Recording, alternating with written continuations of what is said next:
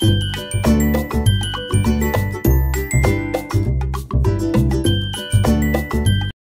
सगळ्यात आधी मी इथं उकळलेलं पाणी घेतलेलं आहे, त्यामध्ये इमली टाकलेली आहे आणि अर्धा तास असंच ठेवणार आहे मी, जेणेकरून वाटताना मिक्सरमधून आपल्याला ते हलकं जाईल.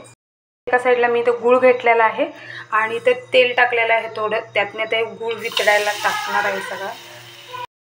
आता अर्ध्या तासानं मी चिंच घेतलेलं आहे, त्यामध्ये 4 काळी मिरी घातलेल्या आहे आणि थोडासा चाट मसाला घातलेला आहे. ते सगळं मी बारीक मिक्सरला वाटून घेणार. आता बघू शकता इथं बारीक अशी मस्त पेस्ट वाटून तयार झालेली आहे. आता बघू शकता इथं पाक तयार आहे. त्यामध्ये थोडंसं हिंग, 1 चमचावर गरम मसाला आणि आपल्याला यामध्ये लाल तिखट घालायचं आहे आणि बनवून घेतलेली जी चिंचेची पेस्ट आहे ती यामध्ये आपल्याला सगळी घालून घ्यायची आहे आणि आपल्याला एकसारखं असं मिक्स करत राहायचं आहे.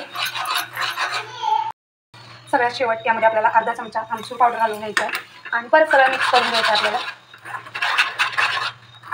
आणि जेव्हा सगळीकडून मस्त असं चिंच सुटायला लागेल तेव्हा ओतून जायचं आपलं मिश्रण तयार आहे. अजून 1-8 मिनिटभर आपल्याला हे परतवत राहावं लागेल आणि तुम्ही असं कंटिन्युअसली हलवत राहिला तरच ते लागणार वगैरे नाही, व्यवस्थित परफेक्ट बनेल. त्यामुळे असं नेहमी हलवत राहा. आता बघू शकता कढईने सुद्धा बॅटर सोडलेलं आहे आणि आता ओळखून जायचं की आपलं बॅटर तयार आहे. आता हे बॅटर आपल्याला 10 ते 20 मिनिटं गार करून घ्यायचं आणि त्याच्यानंतर याचे बॉल्स बनवायचे.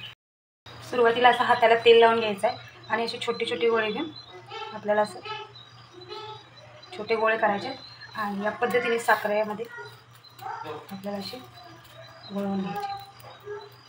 सगळं सेम रिपीट करून आपल्याला या पद्धतीनेच लाडू बांधून घ्यायचे. आणि बघू शकता अशा तऱ्हेने आपले परफेक्ट लाडू बनवून तयार आहेत. प्लीज तुम्ही पण रेसिपी ट्राय करा आणि एन्जॉय करा तुमच्या फॅमिलीसोबत. Thank you for watching. Bye bye.